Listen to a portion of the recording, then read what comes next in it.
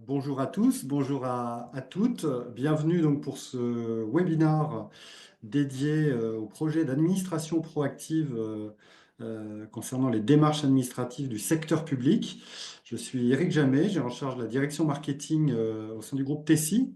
Et donc, on est ravis de vous accueillir pour traiter de ce sujet avec vous. On a réuni un panel d'experts, effectivement, du secteur public, des solutions numériques, mais également des partenaires du marché avec lesquels on travaille et qui apportent aussi leur vision en termes de veille sur votre secteur, en essayant de prendre en compte et d'étudier vos problématiques et vos besoins. Ce que je vous propose, donc, c'est qu'on présente tout de suite un petit peu les différents interlocuteurs avec qui on va interagir aujourd'hui. Avant de les présenter, un petit rappel juste pratique pour le déroulement donc, de ce webinaire qui devrait durer à peu près 1 heure. Vous pouvez bien sûr poser vos questions en utilisant notamment le chat. Donc dans le menu de Zoom, qui nous permettra du coup de collectionner les questions. Et puis bien sûr, on réservera un temps de réponse à cela en fin de séance pour pouvoir traiter chacune de ces questions. Donc voilà, n'hésitez pas à les remonter au fil de l'eau. Voilà, n'hésitez pas donc aussi à couper vos micros de façon à ce que on n'ait pas de bruit qui viennent interférer sur la présentation et que le tout reste audible. Voilà. Alors, donc pour traiter ce sujet avec vous aujourd'hui, j'ai le plaisir d'accueillir donc Aurélie Courtodon qui travaille chez Exagis Marquez, cabinet d'études sur différents secteurs et aspects des métiers du digital et des secteurs d'activité métiers. Aurélie, donc, qui est practice leader sur justement le secteur du digital et du secteur public en particulier. Christelle Mage, bonjour Christelle, directrice commerciale des solutions Scalia chez Tessi. On verra tout à l'heure effectivement plus globalement ce que ça recouvre. Philippe Pressard, bonjour Philippe, directeur de marché du secteur public chez Tessi. Et Éric Danet, donc, qui est donc expert senior en matière de solutions et de services numériques. On verra là aussi l'importance que revêt donc ces services de confiance dans notre sujet. Alors, première question, on traite de l'administration proactive, Aurélie. Plus précisément, qu'est-ce qu'on entend par administration proactive? Quels sont les objectifs qui sont recherchés aujourd'hui par les collectivités et les administrations et qui les poussent véritablement à finalement essayer de simplifier un certain nombre de démarches vis-à-vis des citoyens? Bonjour à toutes et à tous. Donc en effet, l'administration proactive, un vaste sujet que l'on suit dans le cadre des études d'Exégis Marquez. Donc ici, c'est ce que vous voyez à l'écran, c'est le fruit d'une étude qui a été menée en 2024 sur l'administration proactive auprès de répondants d'administration française et plus particulièrement ici de collectivités locales. Donc l'administration proactive, on peut dire que c'est une nouvelle étape dans la maturité des administrations, dans leur volonté d'améliorer leurs relations avec les usagers, avec le numérique. C'est vrai que toutes ces dernières années, ces 10 dernières années, on a vu beaucoup de projets autour de portails, de services en ligne variés. Et aujourd'hui, on passe à une nouvelle étape qui est de dire on ne doit pas attendre que l'usager vienne à nous pour faire sa demande, mais on va anticiper en fait les droits et les services auxquels il peut prétendre. Et donc aujourd'hui, un étudiant qui va faire sa demande de bourse, une famille qui inscrit un enfant en crèche ou toute autre demande du service public, eh bien l'idée, c'est de dire je vais attribuer ce droit à cette personne, peut-être même automatiquement, soit en le prévenant, soit en lui attribuant automatiquement. Donc c'est vrai que c'est une notion qui a beaucoup été impulsée au niveau de l'État par l'intermédiaire de la direction interministérielle du numérique. Et les premières initiatives ont émergé dans les ministères. Je pense au Crous avec l'API statut boursier qui a permis d'attribuer des repas Crous aux étudiants qui étaient éligibles à ce service. Et puis bien d'autres en fait. Et le monde des collectivités est peut-être un petit peu en deçà. Malgré tout, on voit sur ce schéma que la plupart sont bien quand même sur le sujet. 29% disent avoir déjà mis en place des actions en ce sens et 32% en réflexion. Le tout représente un peu plus de 60%. Donc c'est un sujet qui est dans les têtes, qui n'est pas encore traité à fond, je dirais, mais justement, les projets devraient arriver. Et donc, les objectifs, je dirais qu'ils se regroupent en deux grands groupes. Le premier, c'est faciliter la démarche de l'usager. Donc, le faciliter, c'est optimiser le suivi pour informer l'usager de l'avancement de sa demande. On voit que plus de 70% des décideurs qui ont été interrogés mettent en avant cet objectif. Donc, c'est vraiment le tenir informé pour que ce lien et que la satisfaction de l'usager l'emporte. Mais ça peut être aussi éviter qu'il transmette plusieurs fois la même information ou l'orienter vers les bons services. Donc, toute une somme d'objectifs en lien avec la volonté de faciliter la démarche. Et le second grand objectif, c'est optimiser le traitement, en fait. Donc, tous les services instructeurs derrière qui traitent la demande, on sait qu'aujourd'hui, il y a un grand besoin de collaboration parce que les données autour d'un dossier usager vont être souvent réparties dans plusieurs services, voire différentes administrations. Et l'idée va être d'automatiser un peu mieux les données en fait qui sont encore dans ces silos, et ça va être tout l'enjeu de l'administration proactive qui repose sur la volonté de fluidifier ces données entre les services. Alors, on va voir effectivement, merci Aurélie, qu'il y a un certain nombre d'enjeux pour parvenir à développer ces nouveaux services ou ces nouveaux moyens, en tout cas vis-à-vis des citoyens. Pour y parvenir, pour accélérer un petit peu la démarche, qu'est-ce que ça suppose en termes de transformation, en termes d'évolution de ces moyens qui peuvent exister aujourd'hui donc au sein des administrations ou des collectivités? Alors, qu'est-ce que ça suppose? Ça suppose effectivement d'améliorer la circulation des données qui sont aujourd'hui dans des silos. On voit ici que un peu moins d'un décideur sur deux de collectivités locales que nous avons interrogées projette en fait de réduire ces silos.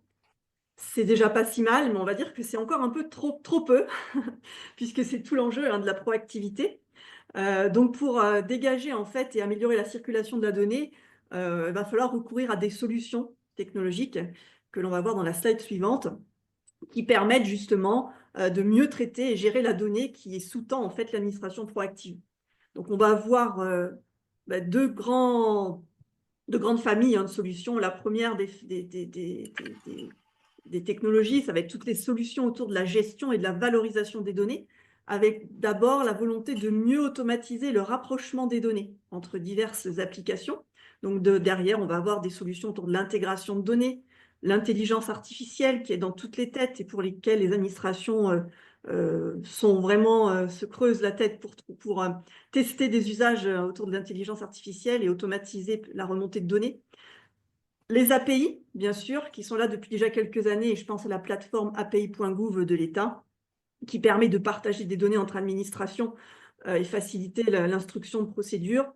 Il y a l'API notamment sur les adresses du territoire, des API qui sont réservées à un certain nombre de services comme les données fiscales, etc. Donc des choses qui sont déjà bien assez mûres au niveau de l'État, on va dire.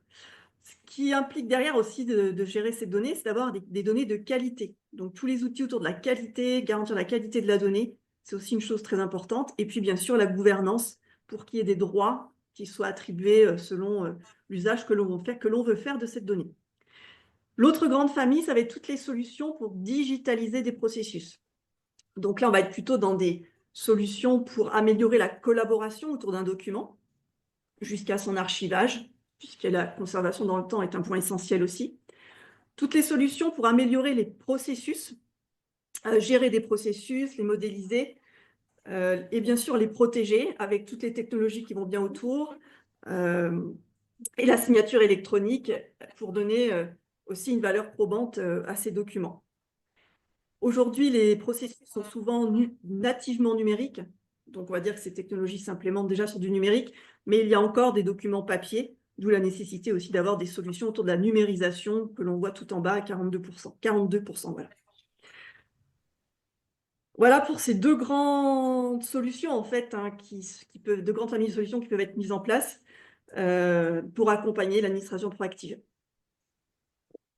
Merci, merci Aurélie pour ce panorama très complet, effectivement, qui brosse finalement les grands enjeux qu'on va étudier un peu plus dans le détail, parce que l'idée maintenant, c'est d'essayer de trouver les réponses ou les solutions, effectivement, qui vont vous permettre justement de pouvoir mettre en place ces nouveaux services d'administration proactive. Donc, si on retient trois grands enjeux auxquels on va essayer de répondre, finalement, c'est effectivement mieux accéder à la donnée, hein, qui est la matière première la plus importante, quelque part, sur lequel capitaliser pour pouvoir créer ces services. Ensuite, effectivement, la digitalisation des processus et des documents, qui sera le deuxième aspect qu'on regardera, et comment et avec quels outils travailler là-dessus. Et puis, on terminera en effet sur la sécurisation de ces services à travers notamment les aspects de confiance numérique qui sont aussi importants à mettre au sein de ces services et au sein des solutions, bien sûr, qui les supportent. Alors, pour aborder le premier sujet, l'accès à la donnée, réinventer les services publics grâce à la donnée, c'est un peu ça, finalement, le sens que l'on veut donner à ces services d'administration proactive. Philippe, si on parle de services de type renouvellement de carte d'identité, par exemple, dont on parlait tout à l'heure, de gestion des aides, d'accès à une bourse pour un étudiant, par exemple, ou encore d'autres types de processus comme la gestion des demandes d'urbanisme, autre exemple très concret hein, auquel les citoyens sont confrontés ou pour lequel ils ont des besoins. Face à ce type de projet, finalement, à quels principaux défis opérationnels les collectivités ou les administrations doivent faire face et réussir pour finalement déployer et réussir leur projet. Essayer de répondre un peu à tous ces points-là. En tout cas, effectivement, je pense qu'on peut résumer globalement la volonté d'inverser quelque part la logique guichet, le mode guichet, comme le disait un peu Aurélie tout à l'heure. L'objectif, c'est de simplifier les démarches euh, sans pour autant avoir été sollicité par l'usager. C'est la grande nouveauté. Et d'un point de vue opérationnel, hein, concrètement, hein, ce décret a été imaginé et pensé euh, pour répondre à trois grandes familles de besoins. Le premier, c'est gagner en productivité pour les administrations, bien entendu, et réduire les coûts en automatisant l'ouverture des droits ou l'attribution des aides quand cela était possible. Par exemple, moi j'ai vu des administrations mettre en place ou réfléchir à ce type de démarche juste pour éviter d'avoir des pics d'activité et pouvoir justement s'occuper de ce type de sujet au moment où ça les arrangeait. Dans les périodes creuses. Dans les périodes creuses, ils vont travailler pour lancer les démarches de manière proactive. Et si ces démarches proactives génèrent eh bien, des interactions, eh bien, ça tombe plutôt bien, c'est au moment où ils sont disponibles. Voilà, c'est un exemple que je trouve intéressant à donner, à partager. D'autre part, c'est aussi sur le partage des données. On voit bien que à partir du moment où on peut partager un maximum de données, comme celles-ci sont réputées fiables et à jour, hein, en théorie, eh bien, on évite de devoir contrôler, de vérifier et de demander d'autres justificatifs qui peuvent être source de fraude. Donc, voilà. Ensuite, il y a réduire le taux de non-recours pour les aides.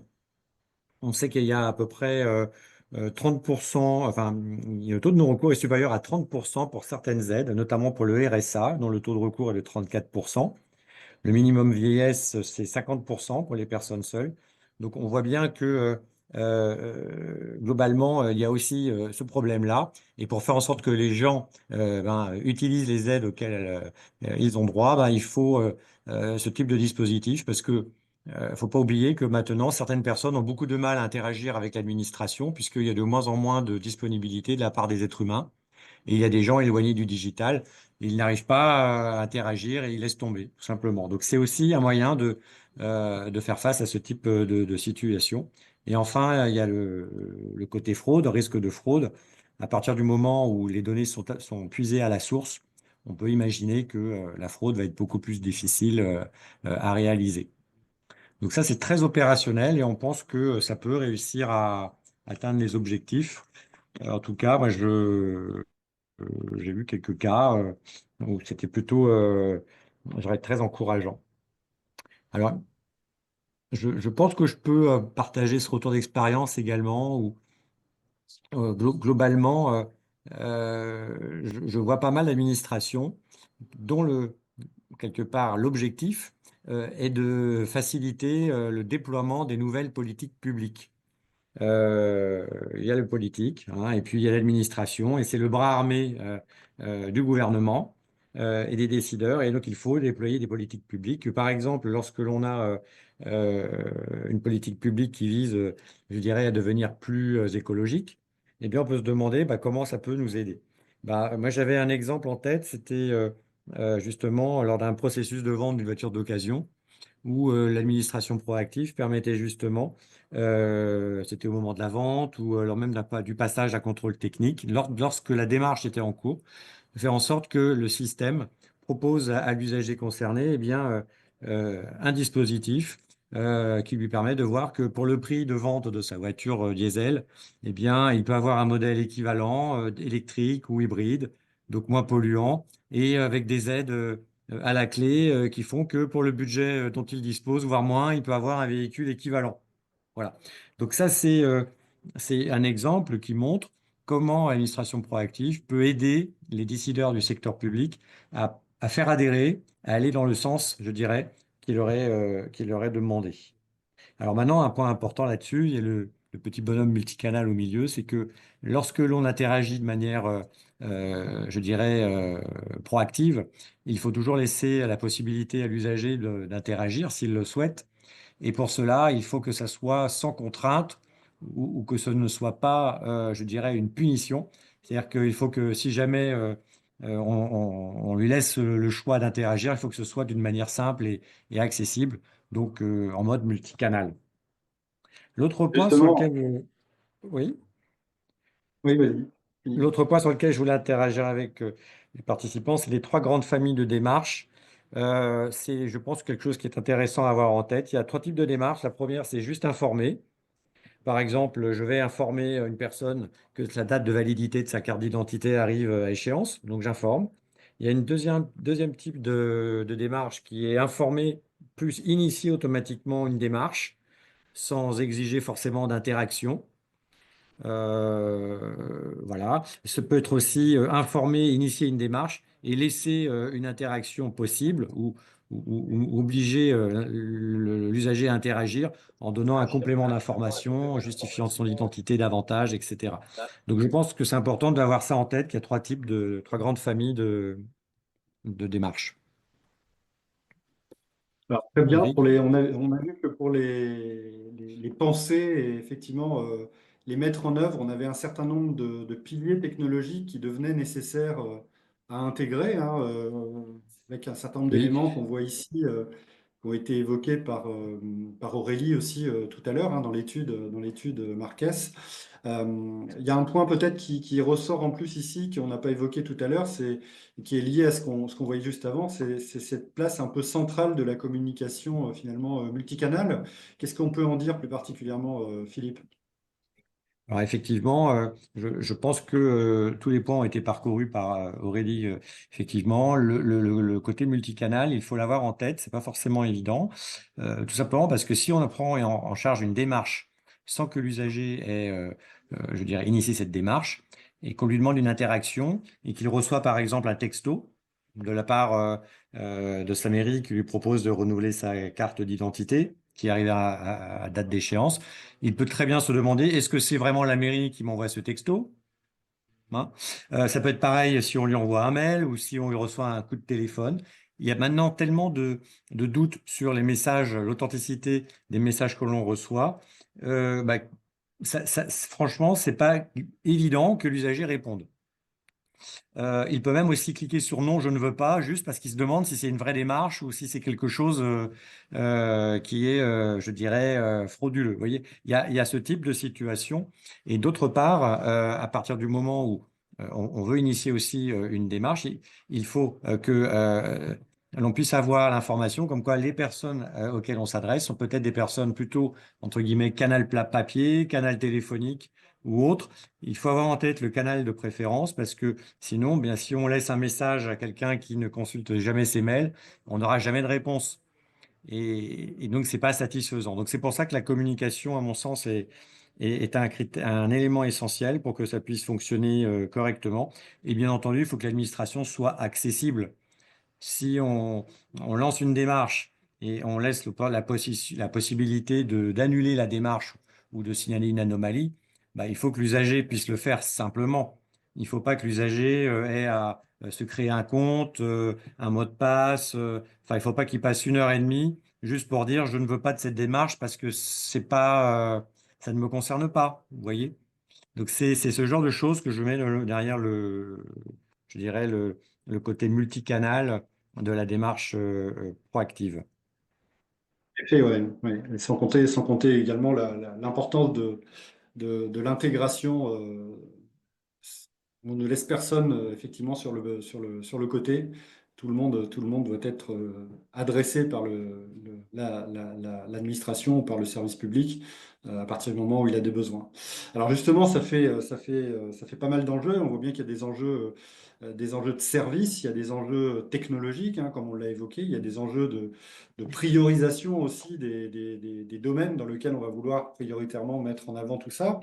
Comment on peut du coup, par où doit-on commencer? Comment on peut s'y prendre finalement pour adopter la bonne démarche et finalement avancer et donner corps finalement à ces différents projets d'administration proactive? Alors, déjà, je pense que, il y a quand même un certain nombre de questions bah, qui viennent à l'esprit quand on réfléchit là-dessus. On le voit bien avec ce que disait Aurélie, il y a quand même beaucoup de projets en cours, en réflexion. Moi, je pense que parmi les questions que souvent je peux entendre, je propose de les partager, c'est bah, quelle démarche mettre en œuvre en priorité. Donc il peut y avoir plusieurs critères. Ça peut être les démarches où il y a des pics d'activité qui tombent toujours au mauvais moment. Donc du coup, c'est le côté heure creuse qui va m'intéresser. Il y a peut-être des démarches où c'est la fraude. Il y a peut-être des démarches autres parce qu'il y a une population qui est difficilement joignable à cause du taux de non-recours. Voyez, donc il y a à chaque fois des choix à faire. C'est le premier point. Ensuite, quelle est ma capacité à mettre en œuvre des workflows fluides et en mode multicanal? On voit bien qu'il est important de stopper les silos, d'être plutôt en mode transverse. C'est une tendance. Donc, du coup, ben, quelle est ma capacité de le faire? Tout simplement. Une question assez difficile à traiter. Quel est l'état ensuite des données disponibles en interne? Puisqu'on voit qu'il y a des données qui sont internes, des données qui sont accessibles via les API, comme le disait Aurélie, api.gouv.fr. Globalement, comment est-ce que la donnée est vraiment à jour? Comment garantir qu'elle est à jour?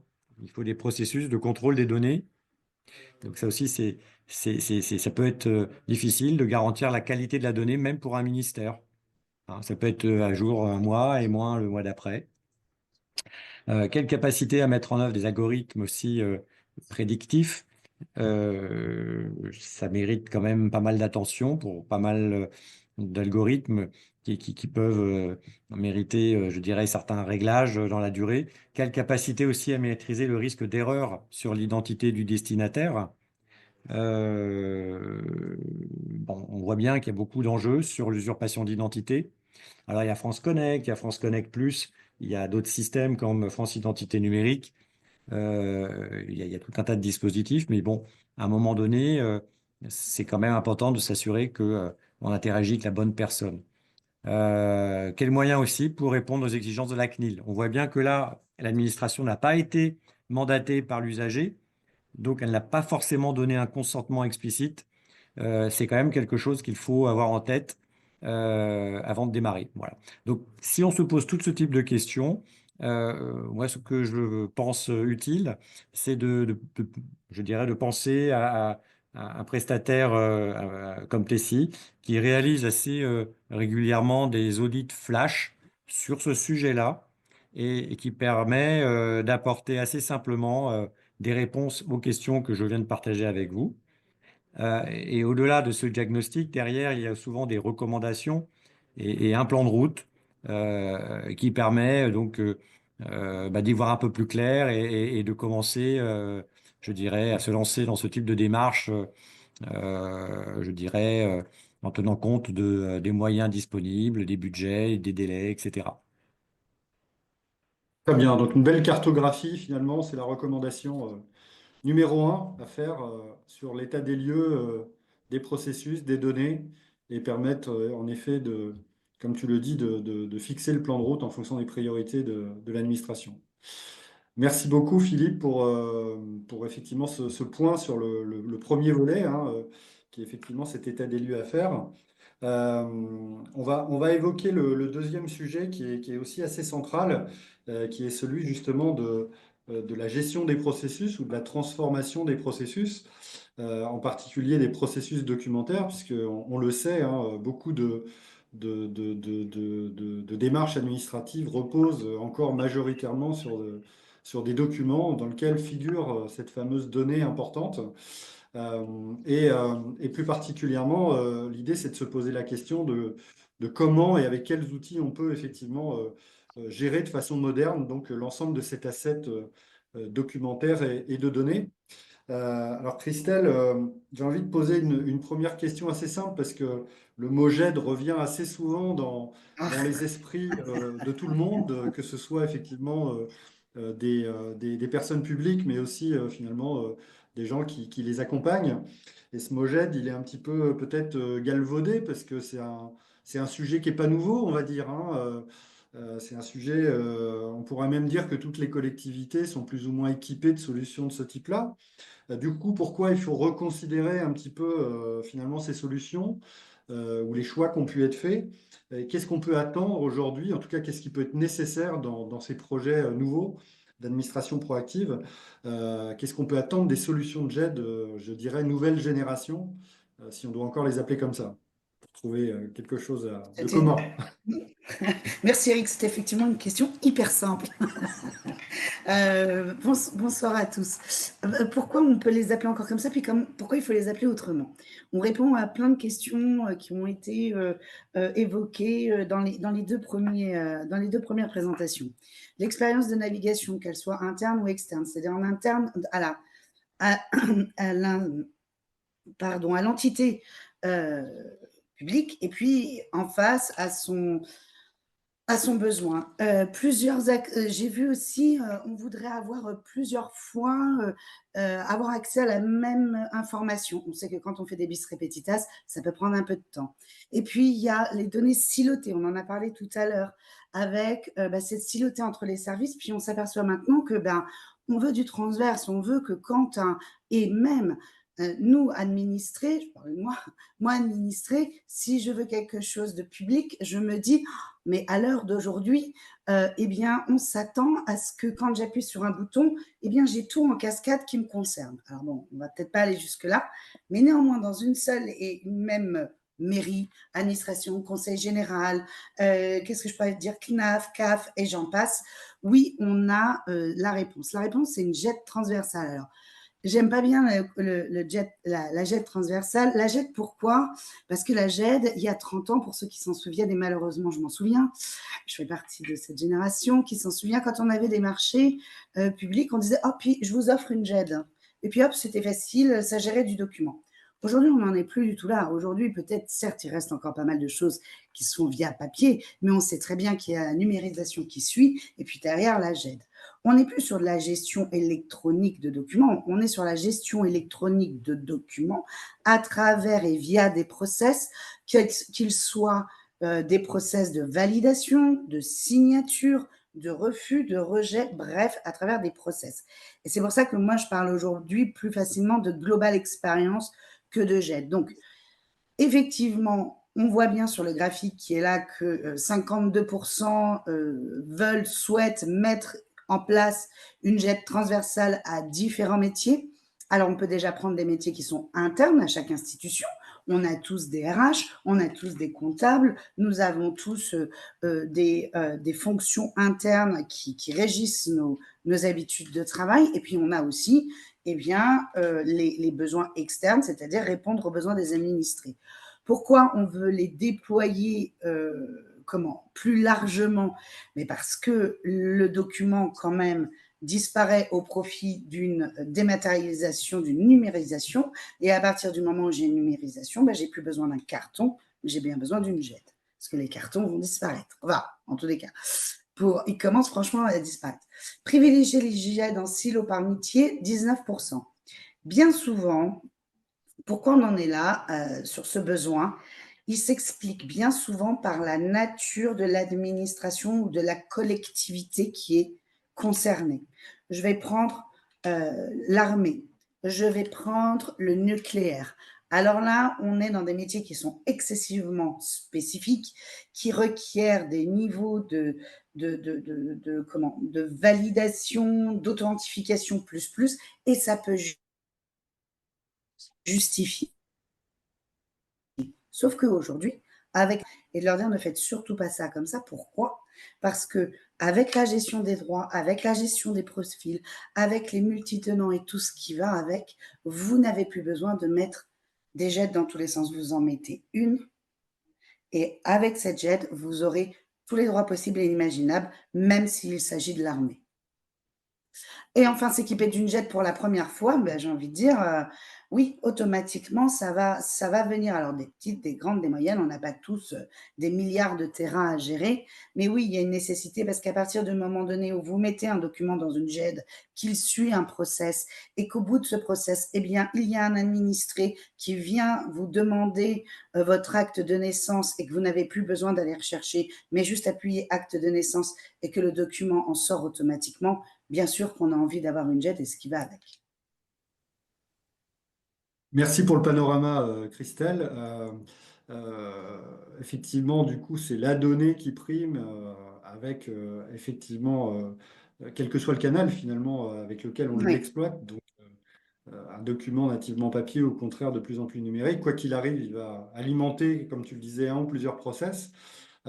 Du coup, par rapport à cela, Tessie je dirais, réajuster ou plutôt continuer de faire évoluer sa gamme de solutions de façon à adresser le sujet historiquement appelé de la GED avec le plus de valeur ajoutée par rapport à ces projets d'administration proactive et de gestion de processus. Est-ce qu'on peut revenir un petit peu sur finalement les atouts de cette gamme et qu'est-ce qu'elle couvre plus largement pour bien comprendre mmh, de quoi on parle très bien sûr, concrètement? bien sûr. Euh, c'est important, c'est un point très important pour moi. Vraiment, j'y tiens, je crois que Eric ne va pas me contredire, j'y tiens dur comme fer. Pourquoi? Parce que ce sont vous, clients, qui avez fait, et utilisateurs, pardon, des GED, qui avez fait évoluer les produits. Alors, je dis pas qu'on n'a pas, 2-3, super intelligents qui pensent à plein de choses toute la journée, bien sûr que non. Mais vous avez été beaucoup plus disruptifs que nous, beaucoup plus rapidement. Quand vous êtes partis d'une jet que j'ai envie de dire classique années 90, vous nous avez dit: «Bah, oui, mais maintenant qu'il y a des reconnaissances de documents, vous pourriez le mettre dedans. Oui, mais maintenant qu'il y a de l'IA, vous pourriez la mettre dedans. Oui, mais maintenant» et cetera et cetera. Et c'est pour ça que on a créé la gamme Scalia qui s'appuie sur nos produits, bien sûr, d'origine, mais qui n'ont, j'ai presque envie de dire, plus rien à voir. Scalia, c'est très simple, c'est scalabilité, qualité et IA. On ne peut pas aller au plus simple. On est vraiment sur de la solution où on prend l'humain et c'est l'humain qui l'utilise. Et on fait du compliqué derrière pour rendre simple l'expérience et évidemment l'utilisation en day-to-day. Nous avons trois produits phares. Le premier qui est Scalia Global XP, et là on est en plein cœur de sujet de la GED. Elle gère aussi bien la GED, le CM et le case management, donc on est vraiment dans de la gestion documentaire pour lequel il y a besoin de workflow, à savoir des validations. Je vais prendre l'exemple des commissions de marché public, je pense que ce sont les meilleurs exemples. Vous avez à la fois des logiciels tels que le logiciel de la société 6 qui vous crée vos marchés publics à proprement parler. Vous les mettez dans la GED et de là, tout va être géré là. Pourquoi? Puisque vous allez mettre le process de marché public qui correspond à une MAPA, un appel d'offres ouvert, restreint, européen, etc., etc. C'est l'accélération des process parce que ça se gère en, dans un outil, que ce soit le maire ou la directrice des marchés publics, tout le monde y a accès, avec des droits évidemment différents. C'est l'interopérabilité. Pourquoi? Parce qu'on a mis dedans des outils comme Microsoft a développé, à savoir Teams, à savoir Outlook. On peut faire juste glisser, dropper. On n'est plus obligé d'enregistrer, puis de venir remettre et puis de rouvrir sa jette. Non, on a tout le temps Scalia ouvert sur son bureau. On a le service de confiance numérique. Ça, c'est primordial. Et je sais qu'Eric est derrière nous. C'est primordial. pour évidemment la personne publique, mais j'ai envie de dire pour tout le monde. Et nous, administrés, il faut que vous soyez dans une confiance absolue de ce que l'on met dans cet outil et que vous en êtes certain. Et c'est pour ça que tous nos produits, et je dis bien tous nos produits, sont HDS si c'est de la santé et NF 461, c'est-à-dire avoir un document qui a une force probatoire pour lequel on s'assure qu'il n'y a eu aucune altération du document, qu'il n'a jamais été retouché à partir du moment qu'il a été mis soit dans Scalia Global XP, à savoir la GED, et Scalia Archive, vous le comprenez, qui est un système d'archivage électronique. Et d'ailleurs, justement, j'y viens, l'archivage électronique à valeur probatoire, lui aussi, il a évolué, donc elle est certifiée NF 461. Je vous passe tous les ISO, hein, mais vous pouvez nous les demander, nous les avons. Nous avons l'agrément SIAF, nous sommes Ecodata et nous voulons vraiment de l'éco-responsable. Ça, c'est vrai pour tous nos produits. On a des data centers en France, souverains, et on veut absolument être sûr que nous sommes dans une démarche verte. C'est important. Et enfin, le dernier né, qui est lui, commence à sortir du domaine de la documentation, parce on était bien quand même sur des data silotées, etc. Là, on monte sur autre chose qui est comment rendre vos process les plus optimum possible. Optimum, c'est facile, réduit dans la multiplication des tâches, qui apporte une rentabilité, soit la rentabilité n'est pas nécessairement de l'argent, ça peut être simplement du temps à gérer une tâche, et ça, c'en est vraiment dans le service public, avec des coûts opérationnels réduits, avec des agents et des usagers qui ont une utilisation simple de l'IA et des LLM. Je reviens sur un point sur l'IA. Oui, l'IA et les API, quand vous avez chez vous Scalia Global XP, on vous vend et on vous déploie une vingtaine d'API déjà mis en place, déjà, qui sont de base. Donc, voilà. Et l'IA et les API, ce sont des techniques. Vous comprenez ce que je veux dire? C'est un usage technologique, comme un web service. Donc, l'IA et l'API nous apportent beaucoup de choses, mais ce qui répond aux besoins, ce sont les solutions, qu'elles soient basées sur l'IA, qu'elles soient basées sur du codage, qu'elles aient mixé les deux. C'est la solution, c'est le cas de le dire, qui apporte une solution à vos processus métiers. Bien, merci Christelle. Donc une gamme vraiment renouvelée, très complète, on le voit, hein, avec cette vision qui est vraiment de dire on a dépassé le stade du document finalement des années 90, comme tu le disais, pour vraiment venir adresser les problématiques de la donnée et la problématique de cette transformation de processus à des fins d'expérience citoyen, d'expérience usagée que viennent effectivement adresser les projets d'administration proactive.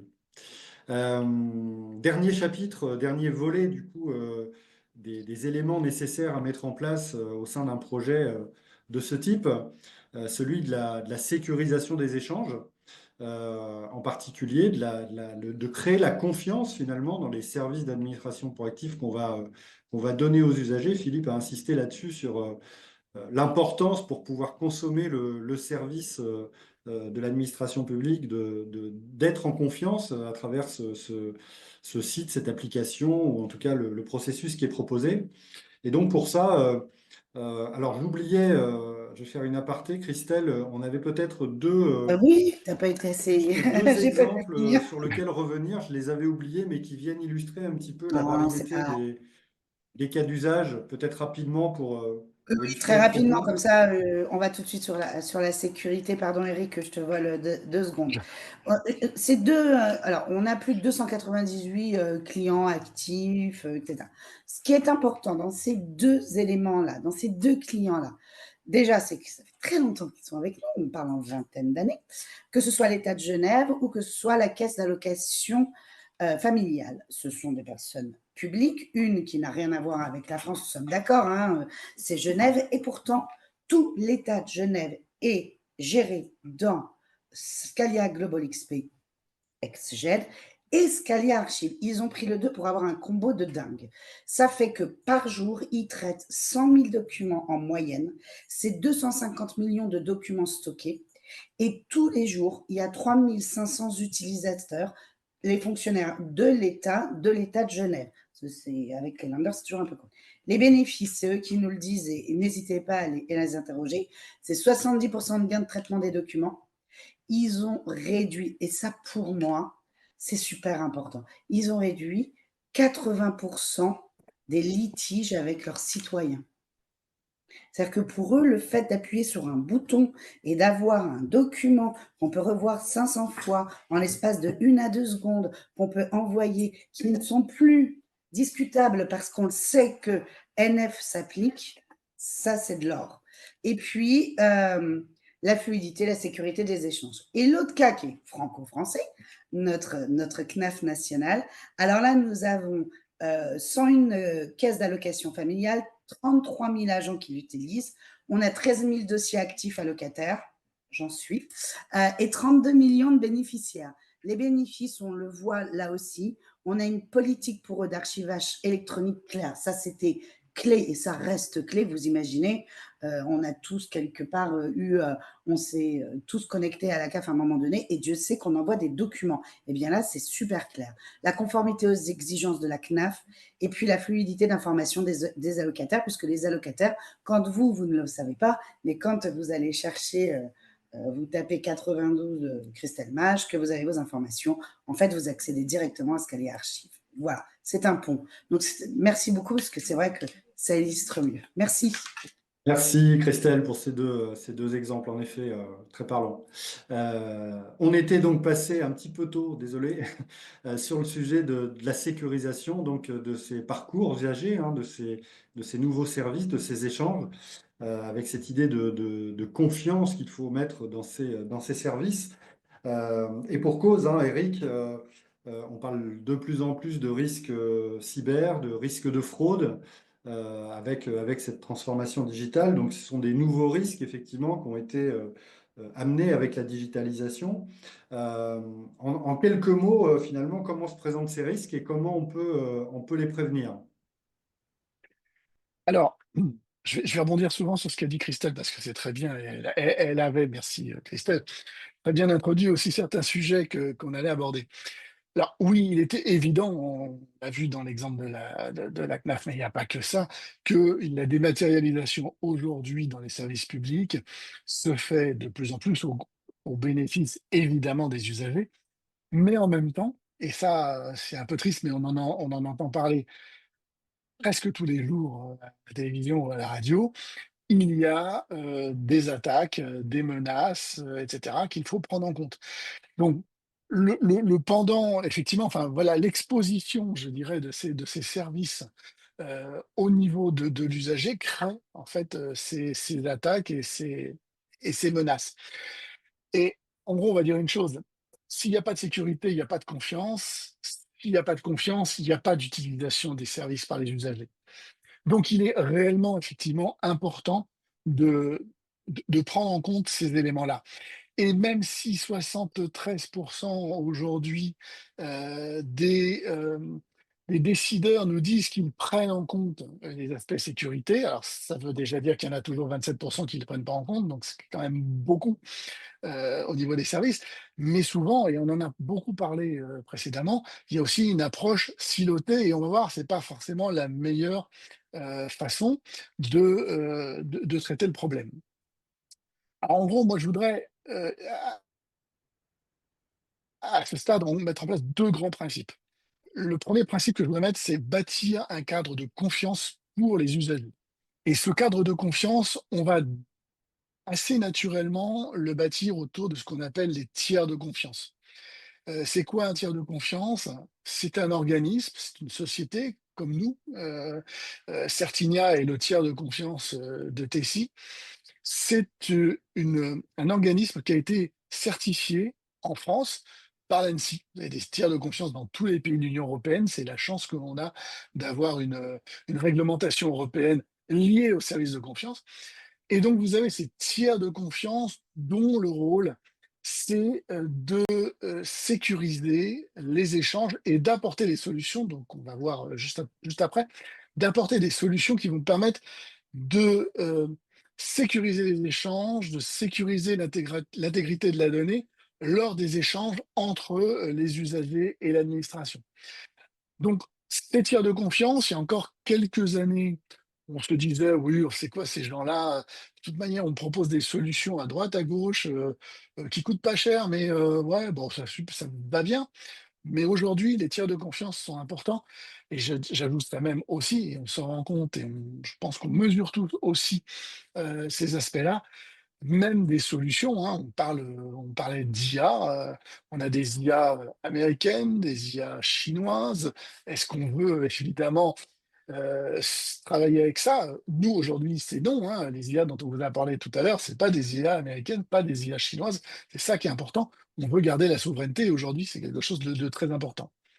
Deuxième Ouais. principe que je voudrais, aborder, on en a beaucoup parlé, c'est ces fameux silos. C'est-à-dire, on a une, sécurisation potentiellement par silo, mais en fait, il faut avoir une approche beaucoup plus globale. Parce qu'en fait, il y a beaucoup d'échanges, entre, au niveau des administrations, avec les usagers. Globalement, on n'est pas trop mauvais, même si on peut toujours faire mieux, entre l'usager et l'administration, mais il y a aussi des échanges inter-administration, et ces échanges inter-administration doivent aussi être sécurisés, et ça, c'est très important, parce que bien souvent, c'est tout bête, hein, on va sécuriser une entrée, en relation, on va vérifier l'identité, etc. Puis derrière, on va envoyer un email qui n'est pas sécurisé ou on va faire des choses comme ça, donc qui ne sont pas forcément très, très bien. Donc il va être important d'avoir une vision globale, heu, autour de la sécurité et vraiment en cassant les silos parce qu'effectivement, ils vont communiquer entre eux. Très bien, merci pour là aussi le panorama. Tu as évoqué ce rôle du tiers de confiance, effectivement, on va dire, rôle un peu essentiel aussi dans l'apport et la garantie qu'on amène, effectivement, dans ce paysage de plus en plus numérique. Plus concrètement, du coup, si on décline un petit peu comment ça se traduit en termes de services, quels sont finalement les trois grands domaines que l'on va venir sécuriser grâce au service d'un tiers de confiance et avec quel type finalement de service ou d'application? Alors effectivement, il va y avoir 3 grandes, familles de choses à sécuriser. La première, c'est la sécurité des identités. On sait qu'aujourd'hui, la fraude à l'identité, je vais vous donner un chiffre, entre 2023 et 2024, la fraude à l'identité a augmenté de 244. C'est colossal. Donc la fraude à l'identité aujourd'hui, c'est très important. De prendre en place des mesures, dans les 2 sens, hein, d'ailleurs, dans le sens de moi, je vais m'identifier vis-à-vis d'une administration pour avoir accès à un service, c'est la première des choses, et l'administration, elle, va vouloir s'assurer que c'est bien moi, que j'ai le droit d'accéder au service. Donc on va mettre en place des solutions, de vérification de l'identité, de contrôle de pièces d'identité, de contrôle, physique. Alors là, maintenant, on a la chance, d'avoir des technologies qui nous permettent de vérifier l'identité d'une personne à distance. C'est pas juste: «Je donne ma pièce d'identité». On parlait de ça tout à l'heure, c'est comment je garantis que c'est bien la personne? C'est pas juste en fournissant la pièce d'identité, parce que si je prends la pièce d'identité de Christelle Mage, elle est valide, la pièce d'identité de Christelle.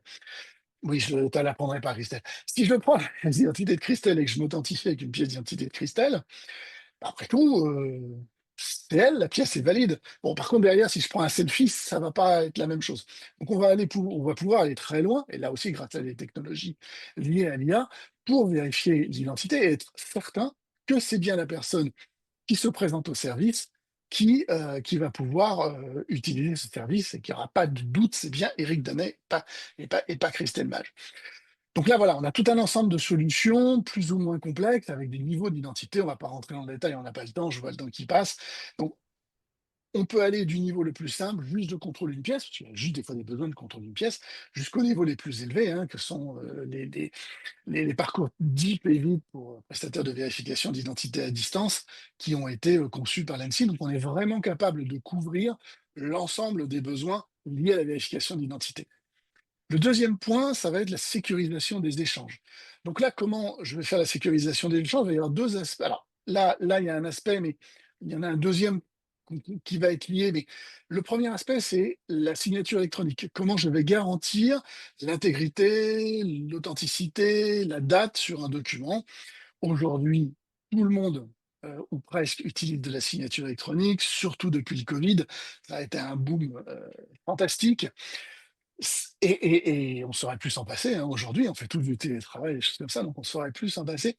Donc aujourd'hui, on va proposer ces techniques de signature électronique avec tous les niveaux. Et ce qui est très intéressant, en fait, ici, c'est que pendant longtemps, et encore dans la grande masse, on fait de la signature simple, c'est-à-dire où, en fait, on ne vérifie pas vraiment l'identité du signataire. Mais on va aller tout de suite très vite au niveau le plus élevé qui est la signature qualifiée, où là vous avez une vérification certaine, je vous dis toujours, comme tout à l'heure, la pièce d'identité, le visage, et qui garantit de façon absolue que c'est bien la personne qui a signé, puisque ça a la même valeur qu'une signature manuscrite. Dans la sécurisation des échanges, je vais rajouter un petit point qui serait un peu entre les deux de la sécurisation des données et des échanges. Vous avez évidemment tout ce qui va être le chiffrement des échanges entre l'utilisateur et enfin, le citoyen et l'administration. Donc là, ça va être lié autour du chiffrement, les fameux petits cadenas verts HTTPS des sites. Et évidemment, après, vous avez le chiffrement de la donnée qui est stockée. Là, c'est pour éviter tout ce qui est cyberattaque de vol de données. Vous volez des données, mais elles sont chiffrées, donc vous ne pouvez rien en faire. Et puis les échanges entre administrations entre elles, où tous Mhm. les échanges doivent se faire de manière sécurisée et chiffrée. Et puis, donc, vous avez tout ce qui est la sécurisation des données. Donc, il va y avoir la notion de certificat électronique. Donc là, l'idée, c'est de dire, je disais, on peut vérifier l'identité de quelqu'un à distance, mais évidemment, si vous utilisez toute la journée des systèmes sécurisés dans lesquels vous avez besoin de vous authentifier, vous avez des clés. Ça, c'est assez connu. Vous pouvez signer avec ces clés, vous pouvez vous authentifier avec ces clés, vous pouvez chiffrer avec ces clés. Vous allez pouvoir mettre des horodatage qualifiés, c'est-à-dire garantir une date et une heure. Alors ça, c'est très utilisé, on parle d'administration, dans les certificats d'économie d'énergie ou dans le covoiturage ou des choses comme ça, où vous certifiez un document une date et une heure. Donc, vous ne pouvez pas dire derrière, non, mais je l'avais déjà fait. Non, non, vous l'avez fait ou vous ne l'avez pas fait à la date à laquelle c'est indiqué. Autre chose qui est vraiment très intéressante, qu'on a beaucoup utilisé sur les certificats Covid, et tant mieux, c'était Certinia, donc parfait, ce sont les fameux cachets électroniques visibles, dits de DDoS, c'est-à-dire ce petit QR code que vous avez sur un document qui vous permet d'authentifier un document et d'authentifier les données qui sont dessus. Et enfin, dernier point qui est très important dans ce qu'on est en train d'évoquer là, c'est la notion d'hébergement souverain, de cloud souverain. On ne peut pas se dispenser de ces aspects-là. On ne va pas, j'ai rien contre ces gens-là, mais on ne va pas sur Amazon, on ne va pas sur Google, on dispose de nos propres infrastructures pour maîtriser la donnée et répondre aux enjeux des administrations. Merci Eric. Donc on le voit, une gamme finalement assez complète aussi dans ce domaine, hein. Il n'y a pas finalement un sujet qui est moins important que l'autre dans les niveaux de sécurisation qu'il est important d'apporter. Ce qui est important, c'est d'avoir effectivement la bonne solution opérationnelle, bien sûr, mais surtout la bonne garantie de confiance qu'apporte ce fameux tiers de confiance pour pouvoir opérer le service. Une dernière question peut-être là aussi en illustrant un ou deux exemples de clients en production aujourd'hui dans le domaine du secteur public, à titre d'exemple, qui justement ont pris ce virage de la confiance numérique et de manière assez significative Alors grâce à nos oui, et, bon, services. et donc rapidement, parce que je pense que ça parle, et c'est ça qui est intéressant. Le premier, c'est la carte vitale, la dématérialisation de la carte vitale, où on va tous y passer. Il y a 23 départements et ça s'étend très vite, hein. Je crois que cette année, on pourra effectivement tous y passer, où là, vous avez À une partir du vérification. printemps, oui. Voilà, c'est ça. Et vous avez une véritable vérification de la personne, donc une véritable vérification de son identité pour pouvoir délivrer une carte vitale et ainsi éviter toutes les fraudes. Donc là, on a une très grosse volumétrie de vérification de cette identité et donc de garantie que c'est bien la bonne personne à qui on va délivrer la carte vitale. Et j'ajouterai aussi un petit élément qui est très important parce que ça parle beaucoup aussi aux collectivités, c'est la notion d'inclusivité. Le numérique, on l'a dit tout à l'heure, tout le monde n'est pas forcément à l'aise avec le numérique, mais il y a aussi des éléments qui sont importants. Et en particulier, je voudrais, parce que ça me tient à cœur, parler du RG2A, c'est-à-dire tout ce qui est lié aux personnes qui peuvent avoir des déficiences visuelles, etc. C'est-à-dire prendre en compte leurs spécificités pour leur permettre d'avoir accès à des services publics. Donc, c'est vraiment très important et on le fait aussi. Et puis, deuxième exemple, alors, un peu moins agréable, amende.gouv.fr. On a tous été sur amende.gouv.fr. Hein.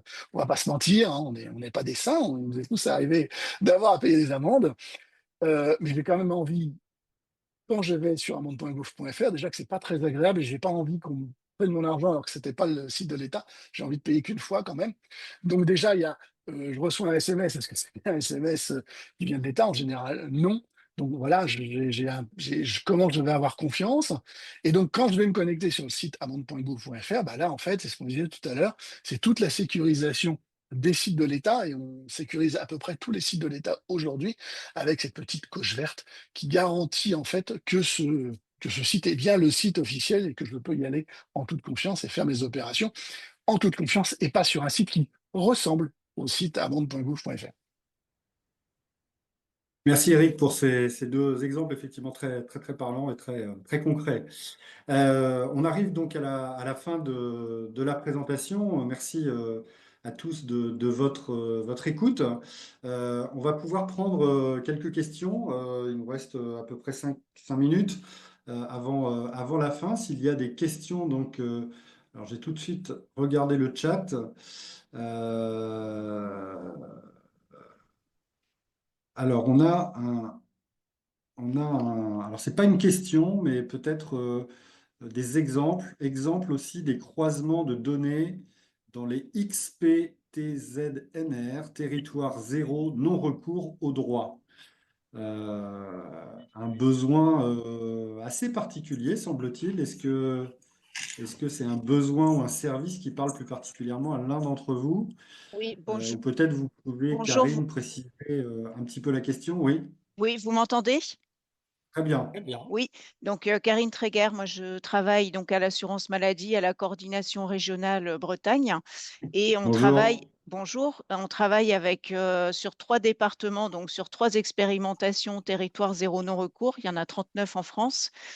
C'est un projet donc qui est suivi par la DGCS et la DINUM, notamment au niveau national et les caisses nationales de sécurité sociale.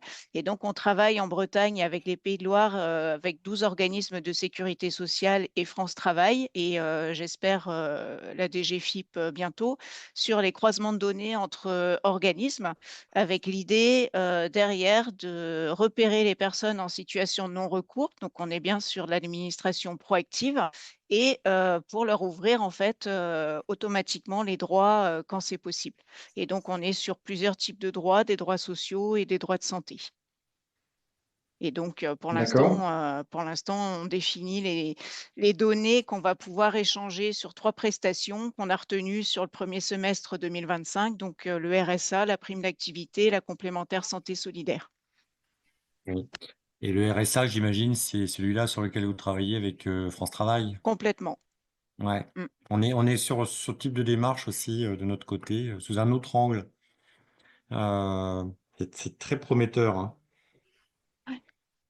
Est-ce que vous aviez, Karine, une question particulière par En rapport fait, non, c'était à cette simplement démarche pour, ou... indiquer qu'on travaille aussi sur ce type de sujet et que, D'accord. vraisemblablement, on aura certainement derrière, des besoins en outils, plus performants que ce qu'on a aujourd'hui. Mais je pense que si notre expérimentation, porte ses fruits, ce seront des sujets qui seront, portés et réfléchis au niveau national. Mhm.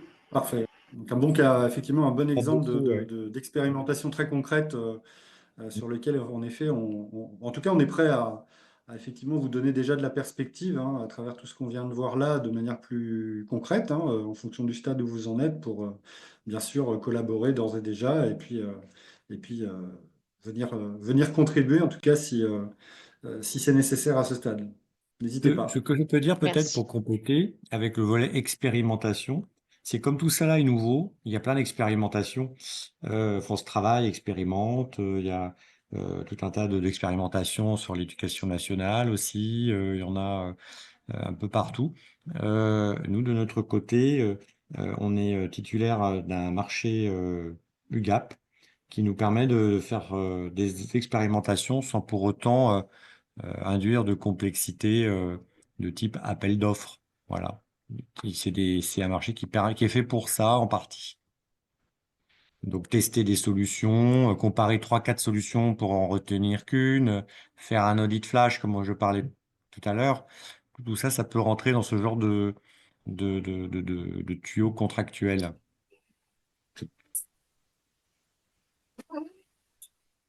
Merci Karine, en tout cas pour cette question. Est-ce qu'il y aurait d'autres questions ou d'autres remarques par rapport effectivement à ce qu'on vous a présenté aujourd'hui?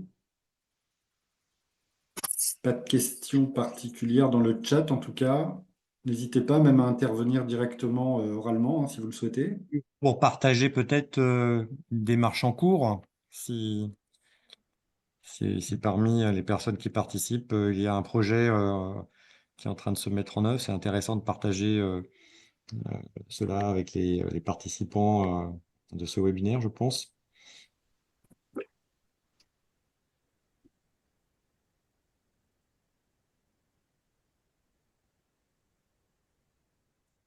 Bon, apparemment pas de questions, pas de remarques particulières. Bah, écoutez, je vous propose qu'on conclue juste effectivement sur la dernière remarque que faisait Philippe, à savoir qu'effectivement bah, l'ensemble de l'ensemble de ce qu'on vous a présenté et plus particulièrement sur des projets qui nécessitent de l'assistance à la dématérialisation et à l'archivage électronique.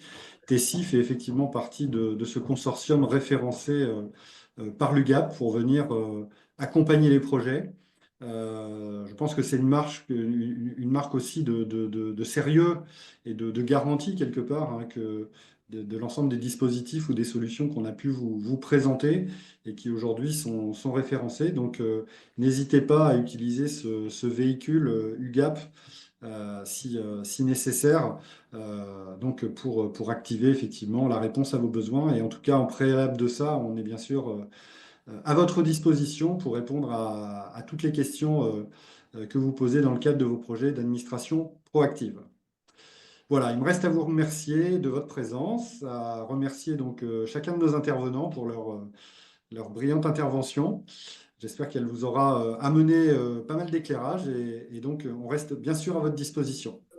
Merci à tous. Merci. Merci, bonne Vous soirée. pouvez aussi Merci à tous, retrouver, bonne soirée. j'ai oublié de le dire, un livre blanc que l'on a justement coécrit avec Marques, qui fait le point plus globalement sur l'étude pour lequel on vous a présenté quelques éléments en introduction avec l'intervention d'Aurélie, et puis également un certain nombre d'insights apportés par Tessie dans le cadre de cette étude. N'hésitez pas donc à le télécharger. Voilà. Merci. Excellente soirée à tous.